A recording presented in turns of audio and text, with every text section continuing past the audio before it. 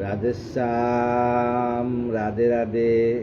শ্রীমদ্ ভাগবত প্রথম স্কন্ধ তৃতীয় অধ্যায় শিব ভগবানের জন্ম রহস্য। আজ আমরা ভগবানের জন্ম রহস্য বিষয়ে আলোচনা করি। শান্তাকারং ভুজঙ্গ শয়নং পদ্মনাভম সুরেশম শ্রীবৎসাঙ্ক মদরং কস্তবরম পীতাম্বরম সুন্দরম গোপীনাথম নয়ন পলাচ্ছতি সগুপ সংগাবিতম গোবিন্দম কলকবেণু বাদরম পরম শুক্লাম্বরং দরা বিষ্ণু শশিবর্ণং চতুর্ভুজং প্রসন্ন বদনং দিয়েত সর্ববিঘ্নং প্রশান্তে। ওম নমো নারায়ণ। ওম নমো ভগবতে বাসুদেবায় শ্রীরাধামদন গোপালায় নমঃ। শ্রী ভগবানের জন্ম রহস্য সম্বন্ধে সুত কয়ে, সুত শব্দের অর্থ হইল কয়ে অয়ে শুনো এ যত মুনিগণ। সুত মানে সুখদেব। অবতার লীলা কথা করিব বর্ণন। অবতারে লীলা আমরা কথা এখন বর্ণনা করব। ইচ্ছা করি ভগবান সৃজিতে ধরণী করেন পুরুষরূপ ধারণ আপনি। এই পৃথিবীকে সৃজন করার জন্য আমার গোবিন্দ পুরুষ রূপ ধারণ করছেন। একাদশেন্দ্রিয়যুক্ত পঞ্চভূতময় বিরাট পুরুষর দেহ ধরে দয়াময়। একাদশ ইন্দ্রিয় এবং পঞ্চভূত ক্ষিতীয় তেজ মরুদ্ভূম কাম ক্রোধ মদ লোভ মোহ আশ্চর্য, এইগুলা দেহ ধরে দয়াময়। এই একাদশ ইন্দ্রিয় দিয়ে উনি এই ধরাধামে পুরুষের রূপ ধারণ করছেন। আদিকল্পে কারণাক্ষ সমুদ্র ভিতর যুগনিদ্রা বসেছিল পুরুষ প্রবর। সমুদ্র ভিতরে আমার গোবিন্দ যুগনিদ্রায় ছিলেন। যুগকালে পুরুষ এলো নাবির মাজারে। আমার গোবিন্দ যখন যুগনিদ্রায় শয়ন করছে অশ্ব বটবৃক্ষের মধ্যে পাত্রের মধ্যে, যুগকালে পুরুষের নাবির মাজারে জন্মিলেন কমলিনী পূর্বের আকারে। কমলিনী মানে পদ্মফুল জন্ম নিলেন। অতি অপরূপ সেই পদ্মের ভিতরে পিতামহ ব্রহ্মা আগে জন্ম লাভ করে। সেই পদ্মের ভিতরে আমার পিতামহ ব্রহ্মা জন্মগ্রহণ করেন। তথাপি সে পুরুষেরও নায়িক বিকার। সত্যগুণময় তিনি সত্যেরও আধার। তিনি সত্যগুণময় সত্যের আধার। ক্রমে বিশ্ব সৃজনেচ্ছা মনেতে উদিত। একে একে অঙ্গতার হইল প্রকাশিত। আস্তে আস্তে আমার ব্রহ্মা সমস্ত অঙ্গ প্রকাশিত হইল। সেই পুরুষের অঙ্গ হইল সংস্থান। প্রপঞ্চ জগৎ এই হইল নির্মাণ। তখন এই জগৎ নির্মাণ হইল। প্রথম পুরুষ সেই ধ্বংস নাইয়ার। আরো অংশ সব যত অবতার। প্রথম পুরুষ ধ্বংস নাই, আরো যত সৃষ্টি হয়েছে সবই অবতার। রজস্তময় এই দুই গুণেরও অতীত।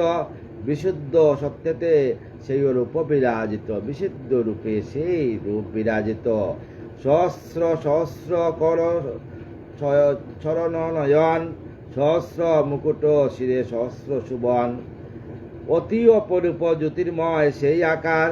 যোগী শুধু হেরে রূপ ধ্যানে মাজার। সেই যোগীরা যারা ধ্যান করে তারা আমার অনাদিরাদি গোবিন্দকে দর্শন করতে পারে। অপূর্ব সেই রূপজটা কয়ে যোগীগণ। ভাষায় তাহার কথা না হয় যায় বর্ণন। সেই অপূর্ব রূপের ছটা ভাষায় প্রকাশ করা যায় না। বাক্য নাই কহা যায় আরো এক কণা। ত্রিভুবন মাঝে তার না মিলে তুলনা। ত্রিভুবনের মধ্যে তার তুলনা নেই। এই বিরাট মূর্তি হয় বীজসব আকার। ইহা হতে জন্ম লয় যত অবতার। সেই বীজ থেকে যত অবতারের সৃষ্টি হয়েছে। পশুপক্ষে আদিজীব দেবতা মানব। ইয়ারও অংশাংশ হতে জন্মিয়াছে সব। পশু পক্ষী দেবতা মানব সেই অংশ থেকে সৃষ্টি হয়েছে। প্রথমে ব্রাহ্মণ রূপে যার আগমন সনত কুমার রূপে আবির্ভূত হন। প্রথমে ব্রাহ্মণ রূপে সনত কুমার পৃথিবীতে আবির্ভূত হয়েছিলেন। সনকাদি চারিমূর্তি করিয়া গ্রহণ। সুকটুর ব্রহ্মচর্য করিয়া আচরণ। সনকাদি চারিমূর্তি সুকটুর ব্রহ্মচর্য আচরণ করেন। দ্বিতীয় ধারণ করি বরাহ আকার, জলমগ্ন ধরণীতে করেন উদ্ধার। তৃতীয় ধারণ করলেন বরাহ আকার ধারণ করিয়া জলমগ্ন ধরণীকে ওনার দন্তে দিয়া উদ্ধার করলেন। তৃতীয় নারদ নামে হয়ে অবতার, জগতে বৈষ্ণবতন্ত্রে করেন প্রচার। তৃতীয় আমার নারদ, যে নারায়ণ নারায়ণ অবিরন্ত জপ করেন এবং বৈষ্ণব ধর্মের প্রচার করেন। বৈষ্ণব তন্ত্রে যত গুণে যত নরগণ, কর্মভোগে মুক্ত হয়ে তেজে ভুবন। এই যে ভুবন, নিজ নিজ কর্মভোগের লাগিয়া এরা ভুবন ত্যাগ করছে। নরনারায়ণের রূপে চতুর্থ অবতারে কর্ম বার্যা গর্ভে জন্ম তপস্বী আকারে। নরনারায়ণ রূপে চতুর্থ অবতারে আসছেন, কর্মবার্যা গর্ভে জন্ম তপস্বী আকারে জন্মগ্রহণ করছেন। পঞ্চমতে সিদ্ধেশ্বর কপিল নামেতে অবতীর্ণ হলেন এই পৃথিবীতে। পঞ্চমে কপিল মুনি হয়েছিলেন। আসুরি নামেতে এক আছিল ব্রাহ্মণ, শঙ্কতত্ত্ব তার কাছে করেন বর্ণন। আসুরি নামে এক ব্রাহ্মণ ছিল। আসুরি মানে এক ব্রাহ্মণ ছিল, শঙ্কতত্ত্ব তার কাছে করে না বর্ণন। ষষ্ঠ অবতারে তিনি দত্তাত্রেয় হয়ে পুত্ররূপে অবতীর্ণ আত্রীর আলোয়ে। ষষ্ঠ অবতারে অত্রির আলোয়ে পুত্ররূপে জন্মগ্রহণ করছেন। অলোক পল্লাদেশে সময়ে হরি আত্মবিদ্যা শিক্ষাদান করে কৃপা করি। অলোকের পল্লাদেশে সময়ে হরি আত্মবিদ্যা শিক্ষাদান করে কৃপা করি। আত্মা বিদ্যা শিক্ষা দিয়ে কৃপা করেছেন। সপ্তমতে আকুতি গর্ভে যজ্ঞ নাম ধরে জন্মিলেন ভগবান মঙ্গলের তরে। সপ্তমে আমার গোবিন্দ যজ্ঞ নাম ধরে জন্মিলেন ভগবান মঙ্গলের তরে। আমাদের মঙ্গলের জন্য আমার গোবিন্দ আসিয়া সপ্তমে জন্মগ্রহণ করলেন। জাম আদি দেবগণ এই অবতারে জন্মিলেন তার করে পুত্রের আকারে। মিলিত হইয়া সেই যজ্ঞপুত্রগণ স্বয়ম্বুর মন্বন্তর করেন পালন। সেই যজ্ঞপুত্রগণ স্বয়ম্বুর মন্বন্তর নামে পালন করছেন। ও অগ্নিদ্য পুত্রের করে পেরুর উত্তরে অষ্টম শ্রী ভগবান জন্মগ্রহণ করে। সেই অগ্নিদ্য পুত্রের গড়ে মেরুর উদরে আমার অষ্টম শ্রী ভগবান জন্মগ্রহণ করছেন। ঋষভ নামটি হরি করিয়া ধারণ, পরমংশ আশ্রয় করে প্রদর্শন। আমার গোবিন্দ ঋষভ নাম করিয়া পরমংশ নাম প্রদর্শন করছেন। নবমতে নারায়ণ পিতৃ নাম ধরি ধরাধামে অবতীর্ণ হন দয়া করি। নবমতে আমার গোবিন্দ পিতৃ নাম ধরি ধরাধামে আমাদেরকে আবির্ভূত হয়েছেন, আমাদেরকে দয়া করিয়া।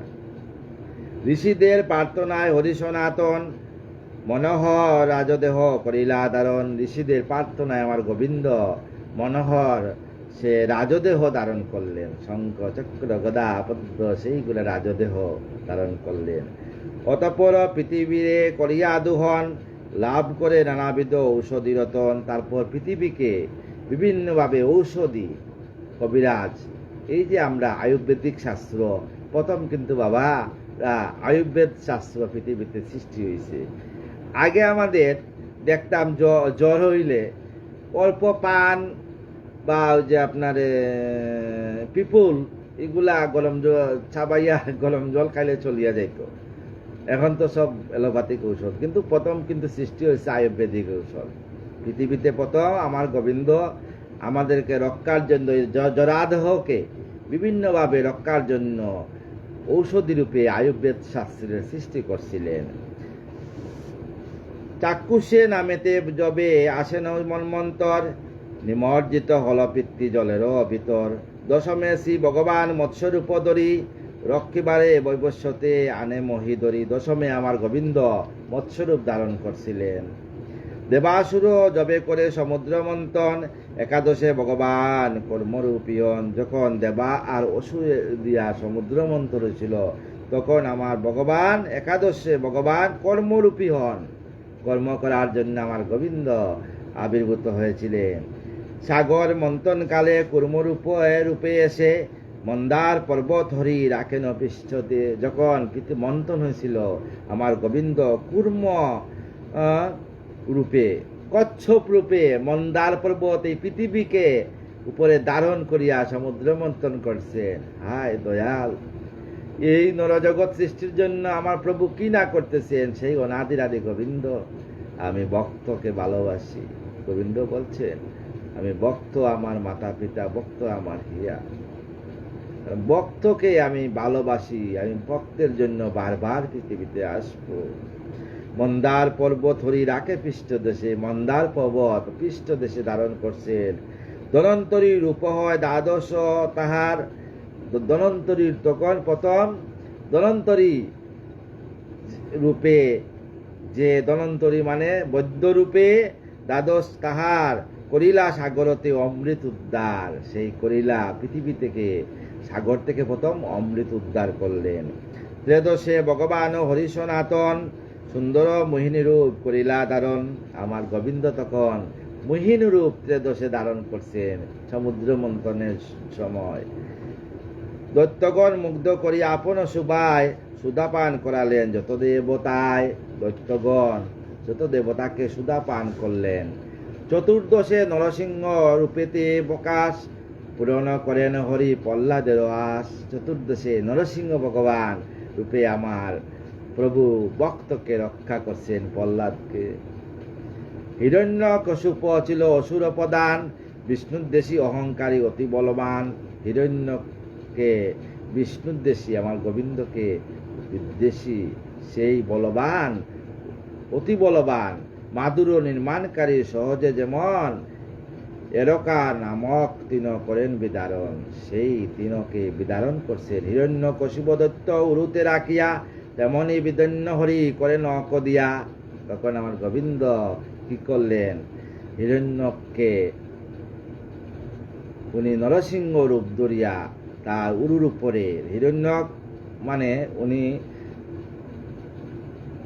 অনেক বছর তপস্যা করছিলেন। তপস্যা থেকে উনি বলছিলেন যে আমাকে নদী নালা, মানুষ, অস্ত্র শস্ত্র, পৃথিবী, জল স্থল কোনো জায়গা থেকে বধ করতে পারবে না। তখন আমার গোবিন্দ কি করলেন, নরসিংহ অবতার দরিয়া উরুর মধ্যে, গড়ের না গড়ে না ভিতরে, গড়ের আমরা সাইজ যাকে বলি, এইখানের মধ্যে নরসিংহ রূপ ধরিয়া রাখিয়া তেমনি বিদীর্ণ করে নখ দিয়া, তখন তাকে নখ দিয়া বিদীর্ণ করলেন। বলিল নিকট হতে স্বর্গ পেতে ফিরিয়ে, বামন রূপতে পঞ্চদশ অবতারে বলিরে চলিয়া হরি। বলি রূপ ধারণ করিয়া, বলি রূপকে বামন অবতার কে রূপ ধরিয়া চলনা করিয়া বলি রাজার কাছ থাকিয়া সমস্ত পৃথিবী পঞ্চদশ অবতারে নিয়ে নিলেন। চলিতে বলিরে তার যজ্ঞেতে গমন, ত্রিপাদ আবৃত করে তিনটি ভুবন। ত্রিপাদ ভূমি দান দিলেন বলি। সুরসে পরশুরাম রূপেতে আবার ক্ষত্রিয় নির্বংশ করে একবিংশ আবার। সুরসে পরশুরাম রূপেতে উনি আবির্ভূত হন। সপ্তদশ অবতারে হরি সনাতন, সত্যবতী গর্ভে জন্ম করেন গ্রহণ। সত্যবতীর গর্ভে আমার গোবিন্দ আসিয়া জন্মগ্রহণ করেন। বেশদপ রূপে প্রভু পৃথিবী মাঝারে, বেদেরও বিবিধ শাখা করেন বিস্তার। বেশদপ রূপে বেশদেবের রূপে পৃথিবী মাঝারে 18 পুরাণ রচনা করছেন। অষ্টাদশে রামচন্দ্র পূর্ণ অবতার, দশরথ পুত্র রূপে জন্মিল আবার। অষ্টাদশে আমার রামচন্দ্র দশরথের পুত্র রূপে আবার পৃথিবীতে জন্মগ্রহণ করেন। সাগর বন্ধন আদি করি সম্পাদন, রাক্ষস রাবণে তিনি করেন নিধন।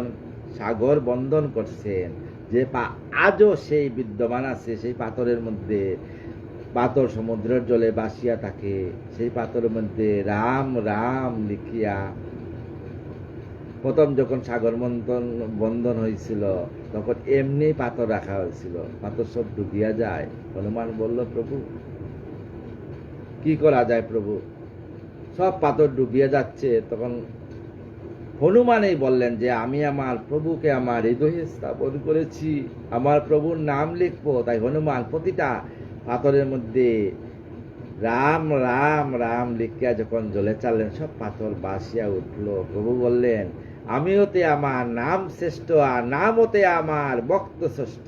নিতাই গৌর চেতনাথ পিতে হরিধ্বনি বল হরি বল। দেখছেন, আমি হতে আমার নাম শ্রেষ্ঠ, নাম হতে আমার ভক্ত শ্রেষ্ঠ। রাক্ষস রাবণে তিনি করেন নিধন, ঊনবিংশ অবতারে হরি দয়াময়, বিংশী বংশে রাম কৃষ্ণ রূপতে উদয়। ঊনবিংশ অবতারে রামকৃষ্ণ রূপেতে উদয় হইলেন। লাঘব করিতে দলনিরবার, কৃষ্ণ বলরাম রূপে আবির্ভূত তার। কলিযুগে সমাগম হইবে যখন, পুনঃ অবতীর্ণ হবে হরি সনাতন। কলি শেষে আমার গোবিন্দ পুনরায় আবির্ভূত হবেন।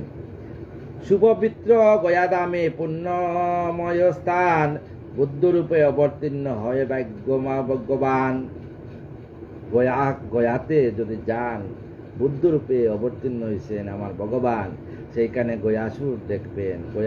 গয়াতে যেখানে পিণ্ডদান করা হয় বাবা, সেইখানে দেখবেন আজও সেইখানে পিণ্ডদান দেওয়া হয়।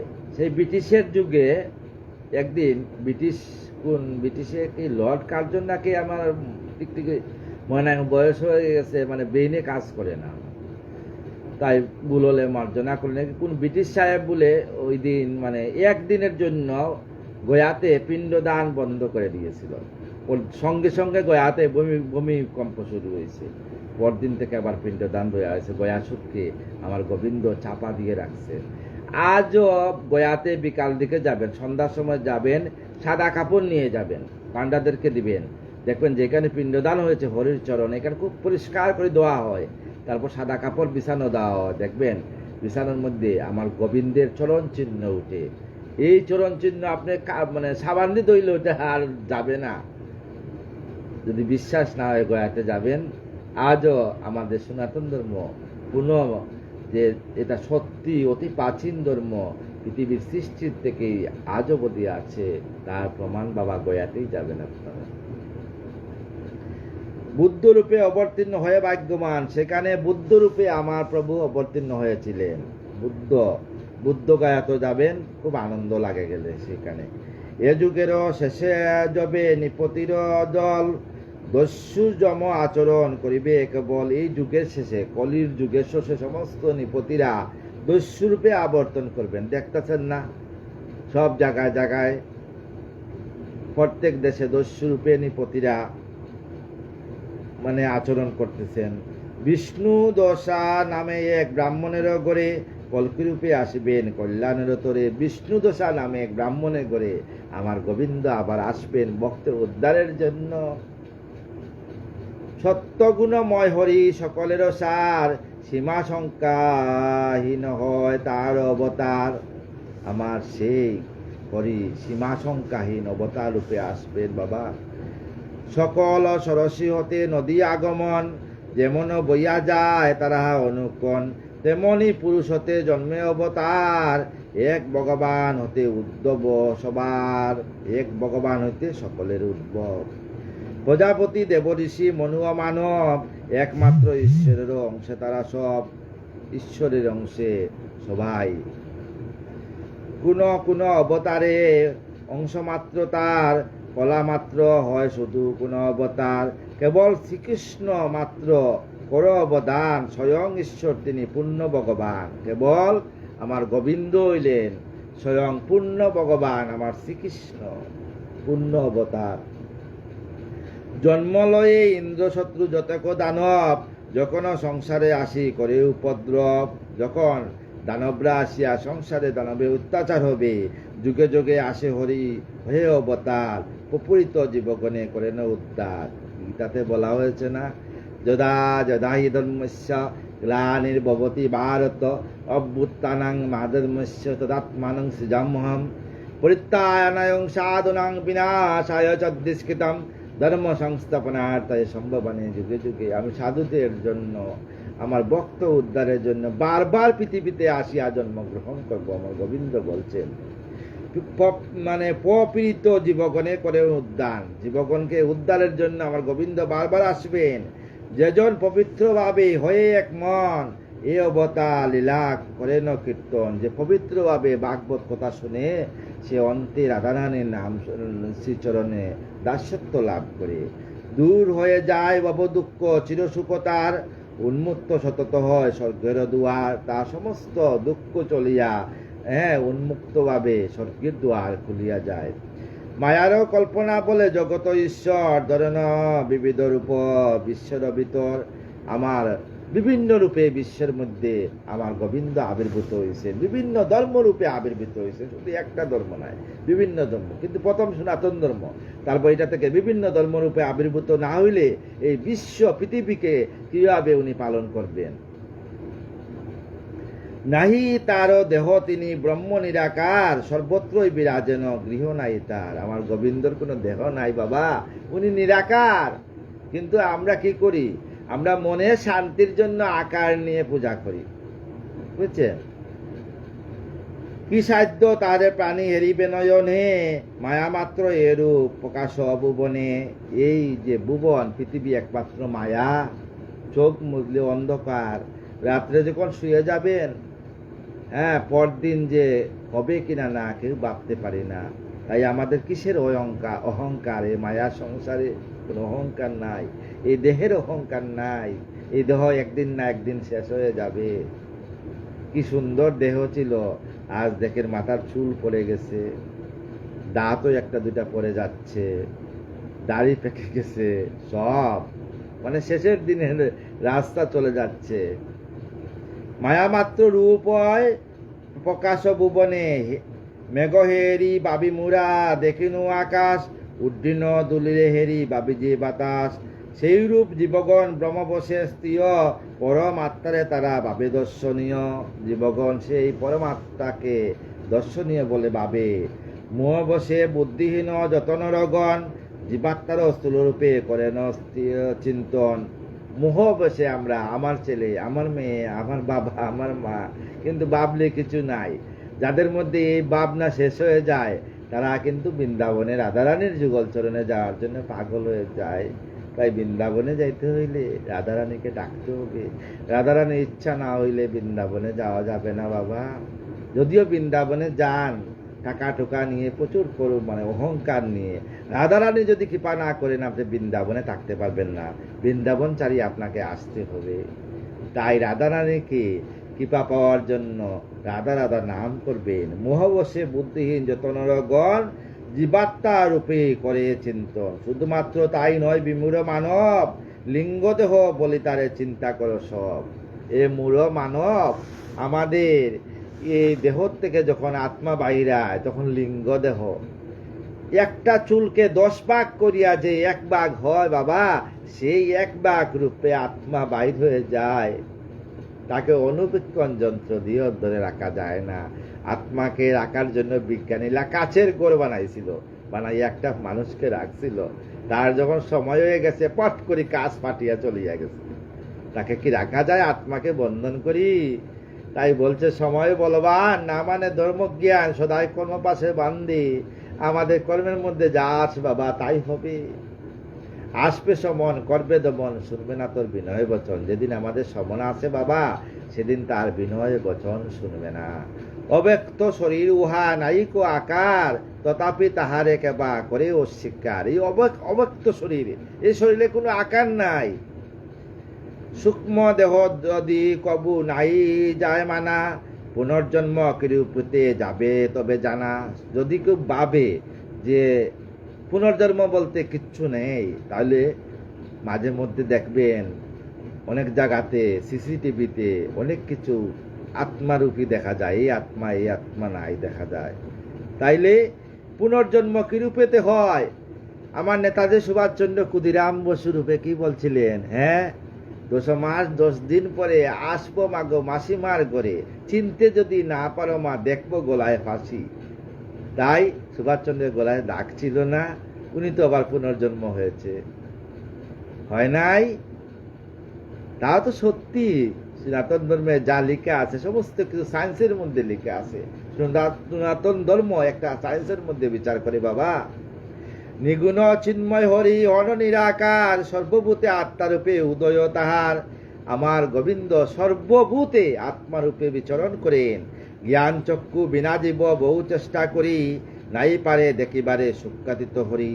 জ্ঞান চক্ষু স্থাপন করতে হইলে নাম করতে হবে, ভালো গুরুর চরণ ধরতে হবে। গুরু বিনা জ্ঞান চক্ষু কেউ দান করতে পারে না বাবা। এই জন্য গুরু মাতা, গুরু পিতা, গুরু জ্যেষ্ঠ ভাই, তার চেয়ে অধিক গুরু বুঝিলে না পাই। আজকালকে দেখা যায় বাবা, মা বাবা অত কষ্ট করে সন্তানকে পালন করে, শেষের দিনে মা বাবাকে বৃদ্ধাশ্রমে পালিত হয়। যদি আমার কথা আপনারা অক্ষুণ্ণ হন বাবা, রাগ করেন, বৃন্দাবনে গিয়ে দেখবেন হাজার হাজার ডাক্তার, ইঞ্জিনিয়ার, ম্যাজিস্ট্রেটের মা, এরা রাস্তায় রাস্তায় পড়ে আছে, এরা বৃদ্ধাশ্রমে পড়ে আছে। অনিরুদ্র আচার্যের আশ্রমে যাবেন, দেখবেন 200-250 মায়েরা আছে, সব শিক্ষিত ঘরের মায়েরা বাবা। তাই এই জন্য ছোটবেলা থেকে পড়াশোনার মধ্যে দিয়েও কিছু বাগবোধ জ্ঞান, কৃষ্ণ ভক্ত বাচ্চাদেরকে জাগাইতে হয়। জাগাইলে বৃদ্ধ বয়সে মা বাবাকে সেই দিন দেখতে হয় না। যদ্যপি তপস্বী গুণ হেন বুঝ মনে, নিরাকার হরিতবে বলেন কেমনে। করিব মীমাংসা তাহা করিয়া যতন, চিত্ত স্থিরচিত্ত হয় সবে কর শ্রবণ। এটারও মীমাংসা হবে। স্থূল অবতার রূপ সংসার প্রকাশ, সূক্ষ্ম রূপে আছে তার নাইক বিনাশ। এই সংসারে সূক্ষ্ম রূপ আছে, তার বিনাশ নাই আত্মার। চক্ষু কর্ণ হস্তপদ নাই কিছু তার, ইন্দ্রিয়ের গার্জনে নাইক আকার। তার কোনো আকার নাই, চক্ষু পদ্ম নাসিকা কিচ্ছু নাই আত্মার। আত্মা একটা বাতাস রূপে আমাদের দেহের মধ্যে বিরাজমান, আত্মা বাইর হইয়া যাবে। তাই ভালোভাবে যাতে বাইর হইয়া যায়, বিছানায় পড়িয়া যাতে প্যারালাইসিস না হয়, কুষ্ঠরোগ না হয়, বিভিন্ন দুরারোগ্য ব্যাধি আবর যাতে না হয়, এই জন্য নাম করবেন। নামই শ্রেষ্ঠ বাবা কলিতে। যাগযজ্ঞ যত ছিল সত্যতে তা দাপরে, কলিযুগে হরির নামে পাপি তাপি উদ্ধারে। অস্তিত্ব তাহার বেদে করে হে প্রমাণ, সৃষ্টিকর্তা বিনা জীবে কেবা দে প্রাণ। সৃষ্টিকর্তা ছাড়া কেউ প্রাণ দিতে পারে? সায়েন্সে তো মানুষও বানাচ্ছে, কিন্তু প্রাণ দিতে পারছে? আজ অবধি পারছে না। আর সৃষ্টিকর্তা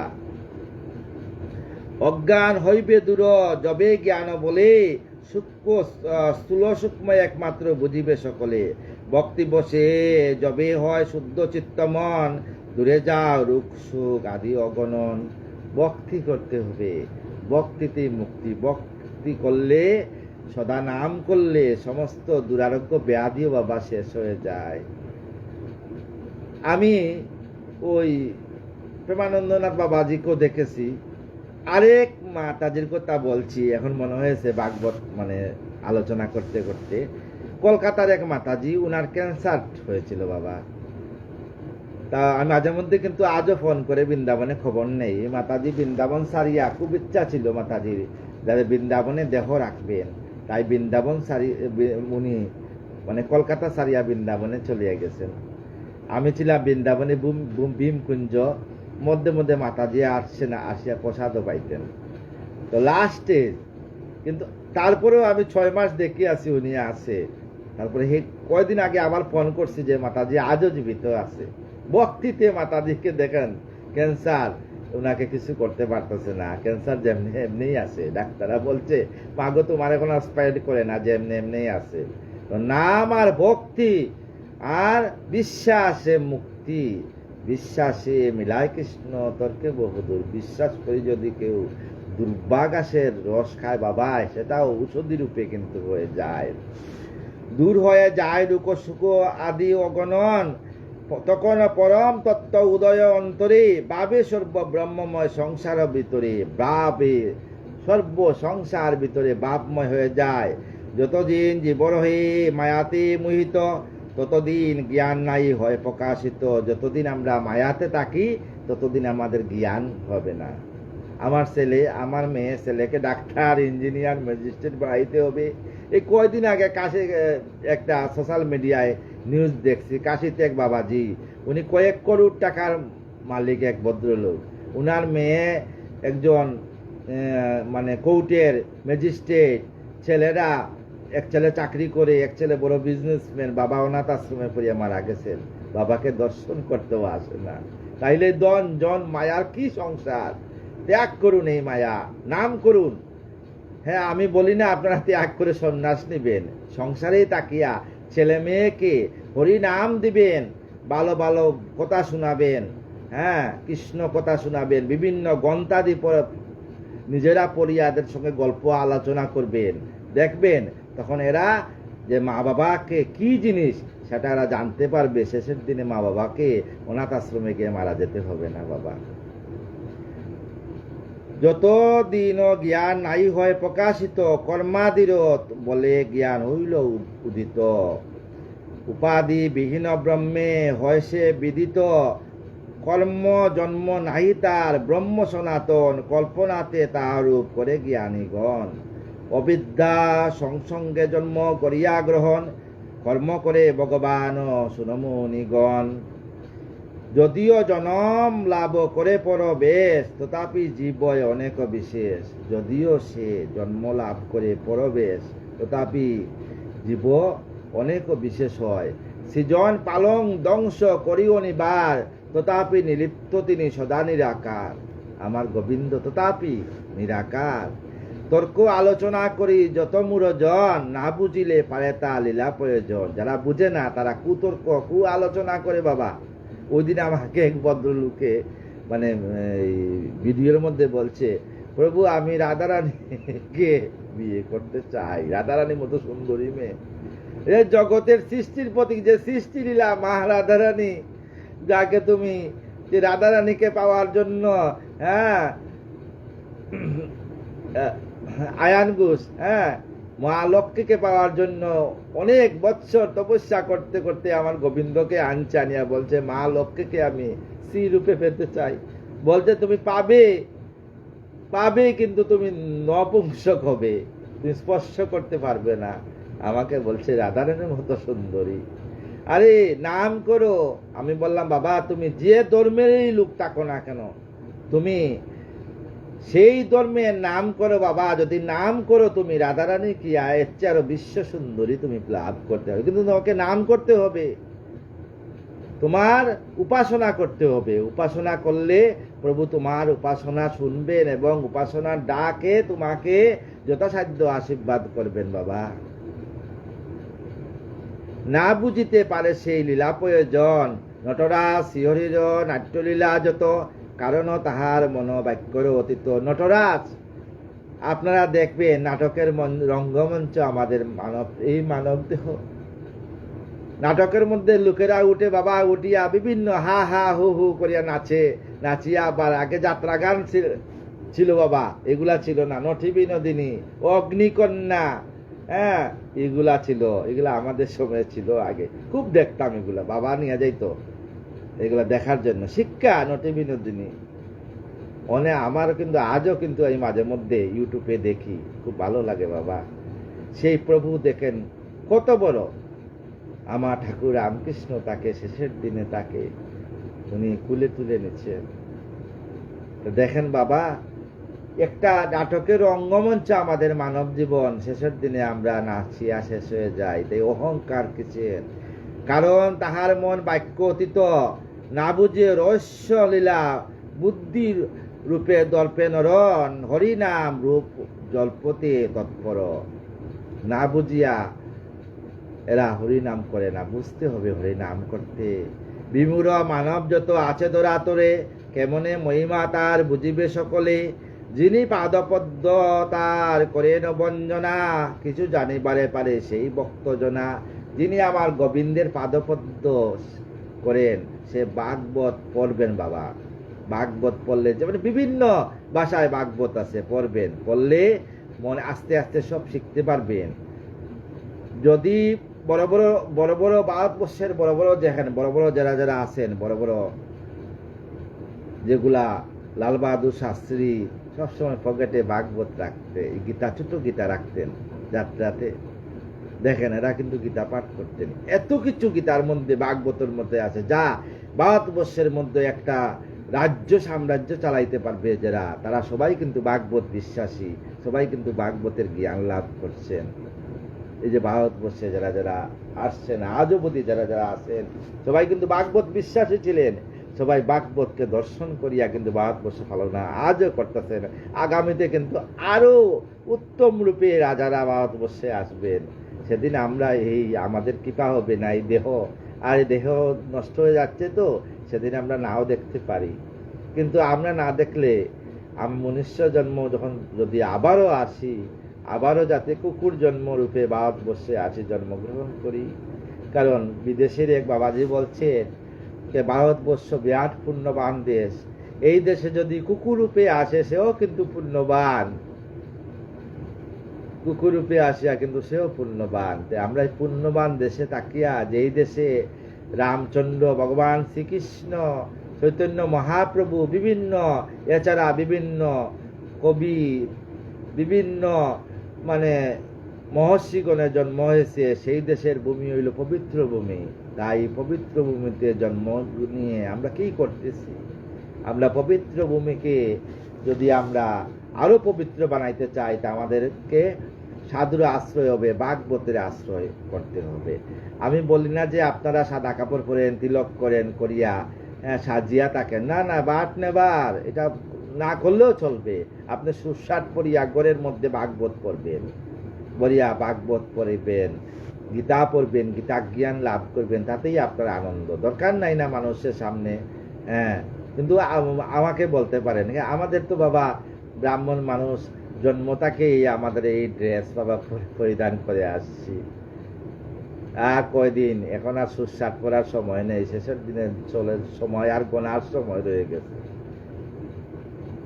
কিছু জানিবারে যিনি পাদপদ্ম তার করেন বজনা, কিছু জানিবারে পারে সেই ভক্তজনা, সেই ভক্তজনেরা কিছু জানিবারে পারেন। ধন্য ধন্য ঋষিগণ অতি শুদ্ধমতি, অবিচল তোমাদেরও কৃষ্ণ ভক্তি কৃষ্ণপতি। তাই ঋষিগণকে বলছেন, ধন্য ধন্য তোমরা ভারতবর্ষে ঋষিরা, তোমাদের ফলে এই মানুষের কৃষ্ণ ভক্তি জাগছে। নারায়ণ এইরূপ ভক্তি আছে যার, এ বব যন্ত্রণা ভোগ করে না। আর নারায়ণের ভক্তি যার আছে, সেই ববের যন্ত্রণা থেকে মুক্তি পায় খুব তাড়াতাড়ি। সেই হরি গুণকথা জিজ্ঞাসিলা সবে, সুখলাগে ব্যস্তা প্রকাশিলা ববে। তাই হরি কথা সুখে দেবে কত মাসিয়া প্রকাশ করছেন। যাবতীয় ইতিহাস পুরাণ রতন, সকলে সারে এতে আছে বিবচন। নিখিলেরও বেদতুল্য স্বস্ত্যয়নসার, মঙ্গল কারণ গ্রন্থ ভুবনে প্রচার। সব শতগ্রন্থ 18টা পুরাণের মধ্যে সবচেয়ে শ্রেষ্ঠ পুরাণ হইল ভাগবত পুরাণ। এই ভাগবত পুরাণ পড়লে 18 পুরাণ না পড়লেও চলে। ব্যাসদেব এই গ্রন্থ করিয়া রচন, নিজ পুত্রে সুখদেব করে উদ্যাপন। ব্যাসদেব, সুখদেব যখন মাতৃগর্ভে ছিলেন, তখন মাতৃগর্ভে সুখদেবকে এই ভাগবত রচনা উদ্যাপন করাইছেন, শুনাইছেন। শুনতে শুনতে ব্যাসদেবের দেহ প্রসাদ রূপ হয়ে গেছে। নিজ পুত্রে সুখদেব করে উদ্যাপন, হরির চরিত্র কথা বিস্তারিত বর্ণিত, শুনিলে মোহিত হয় মানবের চিত্ত। পরীক্ষিত রাজা নামে পাণ্ডুচূড়ামণি, ঋষি সাপে আয়ুহীন হয় যখনই। যখন পরীক্ষিত ভারতবর্ষের সেই রাজা ছিলেন, মানে ভারতবর্ষের পঞ্চপাণ্ডবের পৌত্র অভিমন্যুর পুত্র ছিলেন পরীক্ষিত, আয়ুহীন হলেন যখনই। উপবাসে পান ত্যাগ করিবারে তরে, গঙ্গার তীরেতে রাজা আশিবাস করে। বিপ্রগণ গেহি তারে রয়ে সর্বক্ষণ, এমন সময় সুখদেব করে আগমন। সেই সময় সুখদেব আসি আগমন করছেন। বীর শ্রেষ্ঠ সুখদেব তখন রাজারে শ্রবণ করা এই শাস্ত্র সবিস্তারে। তখন সুখদেব এই ভাগবত প্রথম পরীক্ষিতকে শুনান। সহসা যেমন হল কলির সঞ্চার, শ্রীকৃষ্ণ আপন দামে করেন আবার যখন কলির সঞ্চার হইল, শ্রীকৃষ্ণ আবার গোলক দামে চলিয়া গেলেন। তার সহিত গেল ধর্মজ্ঞান সব, আধারে অজ্ঞান আধারে ডুবে সকল মানব। তখন আস্তে আস্তে অজ্ঞান আধারের মধ্যে মানব ডুবেছে। সেই সুর অন্ধকার করিবারে নাশ, ভাগবত ভাস্করের হইল প্রকাশ। আমাদের যে অন্ধ মায়াবদ্ধ অন্ধ জীব, আমাদেরকে প্রকাশে আনার জন্য ভাগবত সৃষ্টি হয়েছে। শুনো শুনো মণিগণ আমারও বচন, তেজময় সুখদেব করিয়া দর্শন। তখন তেজময় সুখদেব আসছিলেন। ভাগবত সার কথা নিপকা আছে কই, শুনেছিলাম আমি তার অনুগ্রহী। কই বসে ভাগবত শুনো দিয়া মন, সুখ মুখে যথা আমি করেছি শ্রবণ। সুবোধ অন্তরে রাখি হরিপদসার, রচিল এ ভাগবত সুদারো আধার। পরিবে যে শুনিবে সেই হরি কথা, বব দুঃখ দূর হবে তার সর্বদা। যদি কি ভাগবত শুনে এই ববের দুঃখ, মনের দুঃখ, আপনি কোটিপতি হইতে পারেন, কিন্তু আপনার মনে কিন্তু একটা জ্বালা আছে না বাবা? সবের জ্বালা আছে, কোটিপতির মনে জ্বালা আছে। আমরা তো সাধারণ মানুষ, ভিক্ষা শিক্ষা করিয়া খাই, আমাদের আবার কিসের জ্বালা? না না, আমাদেরও জ্বালা আছে। আমি বৃন্দাবনে এক মহারাজকে বলছিলাম, বাবা মানে বৈরাগী মহারাজকে বলছিলাম, আমি রাধাকুণ্ডে দেখা হয়েছিল। হ্যাঁ, খুব মানে উনি খুব নম্র, আমাকে খুব আদর করতেন। তো এক মা কিনারে বসে আছেন, খুব মানে দেখতে খুব ভালো ঘরের, মনে হয় কোটিপতি ঘরের মা দেবী। রাস্তার পাশে বসিয়া মাধুপুরি করতেছে, মানে ভিক্ষে করতেছে। মাকে 10 টাকা দিলাম। বাবা তুই 10 টাকা দিলি, আজ সারাদিন ধরে 10 টাকা পাইনি, আমাকে কিছু খেতে দেয়। বললাম, মা এক কাজ করো, তোমাকে ফল কিনে দিচ্ছি। তো কিনার থেকে ফল আনি মাকে দিলাম, মার চরণ বন্দনা করলাম। মা বললেন, বাবা শুন, আজকে কর্মগুণে আজকে আমি এখানে ফল পেয়েছি, কোন জন্মে যে কে আসে বাবা বলা যায় না। তাই দেখেন, কোটিপতির মাও কিন্তু গিয়া বৃন্দাবনে গিয়া আসে মাধুপুরি করে খাইতেছে, তারও মনে কি দুঃখ আছে না? এছাড়া এই জন্য বলছি বাবা, ছোট থেকে বাচ্চাদেরকে আজকালকে দেখা যায় মোবাইল দেওয়া হয়, মোবাইল ছাড়া বাচ্চারা ভাত খায় না। এইভাবে রাস্তার পাশে বাবিয়া মোবাইল টিপে বাচ্চারা। হ্যাঁ, কোম্পানি এগুলা বন্ধ করতে পারে না? দরকার কি? আগে না এগুলা ছিল না? বাচ্চারা যে বাচ্চাকে কেন দিবেন? বাচ্চাকে ভাগবত শোনাবেন, গল্প করাবেন, বিভিন্ন ভাগবত নিজে পড়িয়া ভাগবতের গল্পগুলা বাচ্চাদেরকে পড়াবেন বাবা। তখন দেখেন বাচ্চারা আস্তে আস্তে প্রসাদ মুখে দেবে। এই মোবাইলের নাই, আস্তে আস্তে বাচ্চাদের ব্রেইনও খুলে যাবে। শেষের দিনে ডাক্তার ইঞ্জিনিয়ার বনতে আর সময় লাগবে না। ডাক্তার ইঞ্জিনিয়ার মা বাবাই জন্ম দেয়। ওই ভালো ভালো এই যে ফল ফ্রুট, বিভিন্ন বনবিটা, এগুলা খাইয়া তারপরে এগুলা খাবাইলে কি বাচ্চাদের হয় বাবা? ব্রেন হয়, বাট নেবার হবে না। যেদিন মা বাবা বাচ্চাকে জন্ম দিবে, চিন্তা করে সেই দিন মা বাবা যে বিষয়ে আলোচনা করবে সেই বিষয় নিয়ে বাচ্চারা জন্মগ্রহণ করবে বাবা। তাহলে ভাগবত, আগামীকাল আমরা প্রথম স্কন্ধে 4র্থ অধ্যায় ভাগবতের উৎপত্তি কথা নিয়ে আলোচনা করব। রাত হয়ে গেছে, সবাই এই দাসকে আশীর্বাদ করবেন শেষের দিনে। যাকে আমি কিছু চাই না, আমিও স্টার চাই না বাবা, দরকার নাই আমার স্টার। আমি নিজেই একটা আকাশের তারা, আবার স্টার দিয়ে কি করব আমি শেষের দিনে যাতে হরি নাম করতে করতে, রাধারানীর নাম করতে করতে এই দেহ থেকে আমি যাতে বিদায় নিতে পারি। তপ্ত কাঞ্চন গৌরাঙ্গিং রাধে বৃন্দাবনেশ্বরী, বিষবানুসুতাং দেহি প্রণমামি হরিপ্রিয়ে। রাধে শ্যাম রাধে কৃষ্ণ, কৃষ্ণ কৃষ্ণ রাধে রাধে, রাধে শ্যাম শ্যাম শ্যাম রাধে রাধে। জয় কৃষ্ণ জয় রাধে, জয় বৃন্দাবন, শ্রী গোবিন্দ গোপীনাথ মদন মোহন। জয় কৃষ্ণ জয় রাধে, জয় বৃন্দাবন, শ্রী গোবিন্দ গোপীনাথ মদন মোহন। রাধে শ্যাম নাম করবেন সবাই। এই দেহ আমাদের নয়, এই দেহ তার। তাই দেহকে সুস্থ রাখা তার দায়িত্ব। আপনারা শুধু নাম করে যান। আবার আগামীকাল দয়া করে এই দাসেকে আসিয়া শুনবেন শুনবেন হরিনাম কথা। খুব চেষ্টা করি করতেছি আপনাদের কাছে প্রকাশ করার জন্য, কিন্তু কতটুকু আপনারা পৌঁছাই সেটা আমি জানি না। সব রাধারানী কৃপা। রাধেশ্যাম। শুভরাত্রি।